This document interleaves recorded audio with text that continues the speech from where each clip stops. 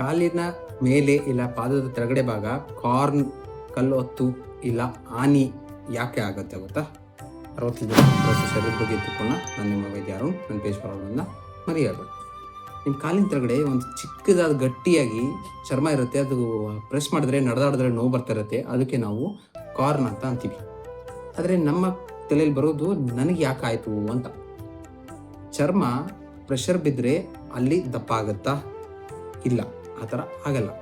ಆದರೆ ನಮ್ಮ ದೇಹದ ಒಂದು ಪ್ರೊಟೆಕ್ಟಿವ್ ಮೆಕ್ಯಾನಿಸಮ್, ಅಂದರೆ ನಮ್ಮ ದೇಹನ ಕಾಪಾಡ್ಕೊಳ್ಳೋ ಒಂದು ಮೆಕ್ಯಾನಿಸಮ್ ಅಲ್ಲಿ ಏನಾಗುತ್ತೆ ಅಂದರೆ, ನಮ್ಮ ಚರ್ಮದ ಮೇಲೆ ಮೇಲಿನ ಪದರ ಏನಿರುತ್ತಲ್ವ ಅದಕ್ಕೂ ಎಪಿಡರ್ಮಿಸ್ ಅಂತ ಅಂತೀವಿ.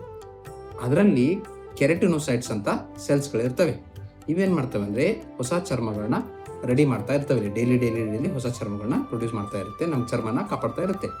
ನಮ್ಮ ಕಾಲಿನ ಮೇಲೆ ಪದೇ ಪದೇ ಪ್ರೆಷರ್ ಅಂದರೆ ಒತ್ತೋದು ಮತ್ತು ಫ್ರಿಕ್ಷನ್ ಅಂದರೆ ತಿಕ್ಕೋದು ಆದಾಗ ಚರ್ಮದ ಮೇಲೆ ಸಣ್ಣ ಒಂದು ಸ್ಟ್ರೆಸ್ ಆಗುತ್ತೆ, ಒಂದು ಪ್ರೆಷರ್ ಬೀಳುತ್ತೆ, ಇಲ್ಲ ಒಂದು ಗಾಯ ಆ ಥರ ಆಗುತ್ತೆ, ಇಲ್ಲ ಒಂದು ನೋವಾಗುತ್ತೆ.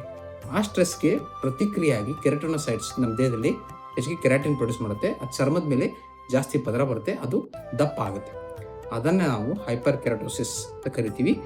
ಆಡು ಭಾಷೆಯಲ್ಲಿ ಕಾರ್ನ್ ಅಂತ ಅಂತೀವಿ ಮತ್ತು ಆನಿ ಅಂತ ಅಂತೀವಿ.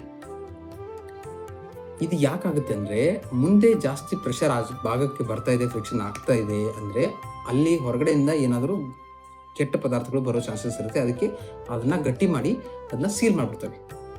ಈ ಸೀಲ್ ಮಾಡಿ ತಿಕ್ಕಾಗೋದು ಸಣ್ಣಗಾಗಿ ಗಟ್ಟಿಯಾಗಿ ಪ್ರದೇಶವಾಗಿ ಆಗುತ್ತಲ್ವ, ಅದು ನಮ್ಮ ದೇಹದಲ್ಲಿ ಕಾರ್ನ್ ಆಗುತ್ತೆ.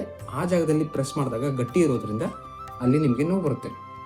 ಸೊ ಇದು ಯಾಕಾಗುತ್ತೆ ಅಂದರೆ, ಮೊದಲನೇದು ನೀವೇನಾದರೂ ತುಳಿದಾಗ, ನೀವೇನಾದರೂ ಗಟ್ಟಿ ಶೂಸ್ ಹಾಕ್ಕೊಂಡಾಗ, ಇಲ್ಲ ನಿಮಗೆ ಯಾವುದಾದ್ರೂ ಮುಳ್ಳು ಚುಚ್ಚಿ ಹೊರಗಡೆ ಬಂದಾಗ, ಇಲ್ಲ ಒಳಗಡೆ ಏನಾದರೂ ಕಸರು ಇಲ್ಲ ಹೊಲಸು ಸಿಕ್ಕೊಂಡಾಗ ಆಗುತ್ತೆ. ಸೊ ಇದನ್ನು ನೀವು ಏನು ಮಾಡಬೇಕು, ನೋವು ಆಗ್ತಾ ಇದ್ದಾಗ ನೀವು ಸುಮ್ಮನೆ ಬ್ಲೇಡ್ಲೆ ಕಿತ್ಕೊಳ್ಳೋದು ತಪ್ಪು. ಯಾಕಂದರೆ ಆ ಬ್ಲೇಡು ಇನ್ಫೆಕ್ಷನ್ ಆಗೋ ಚಾನ್ಸಸ್ ಇರುತ್ತೆ.